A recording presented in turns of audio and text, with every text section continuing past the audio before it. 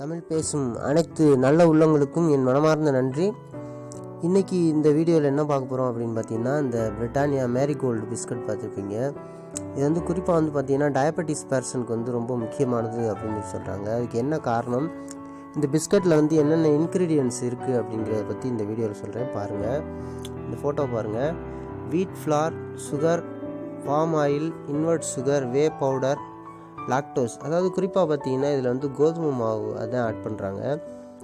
அந்த கோதுமை மாவு பார்த்திங்கன்னா அவங்களுக்கே தெரியும், டயபெட்டிக் பர்சன்ஸ் ஃபுல்லாமே வந்து கோதுமை மாவில் செஞ்ச சப்பாத்தி தான் சாப்பிடுவாங்க. அது ஏன் பார்த்திங்கன்னா அதில் வந்து கார்போஹைட்ரேட் அப்படி ரைஸோட கம்பேர் பண்ணும்போது ரைஸில் 100% இருக்குன்னா, இப்போ கார்போஹைட்ரேட் வந்து இதில் எவ்வளோ இருக்குன்னு பார்த்தீங்கன்னா கோதுமை மாவில் ஒரு 35% அந்த லெவல் தான் இருக்கும்.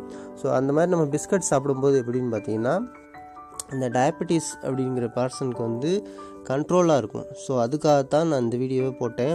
குறிப்பாக அதுக்கு தான் வந்து டயபெட்டிக் பர்சன் வந்து இந்த கோதுமை மாவில் செஞ்ச பிஸ்கட் பாக்கெட், அதாவது இந்த மேரிகோல்டுன்னு இருக்கும், அந்த பிஸ்கட் பாக்கெட் வாங்கி சாப்பிட்றது நல்லது.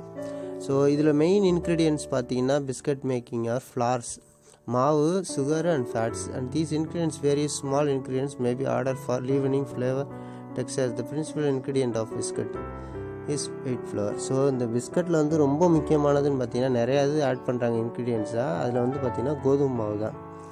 அதுலேயும் இந்த கோதுமை மாவில் வந்து குளூட்டனின் இருக்குது, ப்ரோட்டீன்லாம் இருக்குது.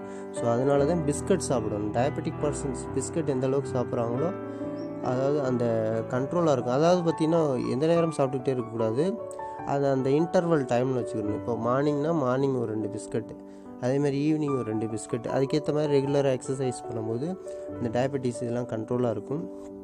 ஸோ இது டயபெட்டிக் பர்சனுக்கு நான் சொல்கிறேன்.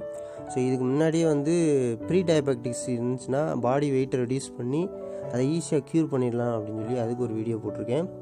ஸோ அந்த வீடியோ நீங்கள் பாருங்கள். ஸோ என்னோடய சேனலில் நிறைய அறிவியல் தகவல் போட்டுக்கிட்டே இருக்கேன். என்னோடய சேனல் பிடிச்சிருந்தால் சப்ஸ்கிரைப் பண்ணிவிட்டு பெல் பட்டனை கிளிக் பண்ணுங்கள். மறந்துடாமல் எல்லாருக்கும் ஷேர் பண்ணுங்கள். தேங்க்யூ ஸோ மச் ஃபார் வாட்சிங் வீடியோ. தேங்க்யூ.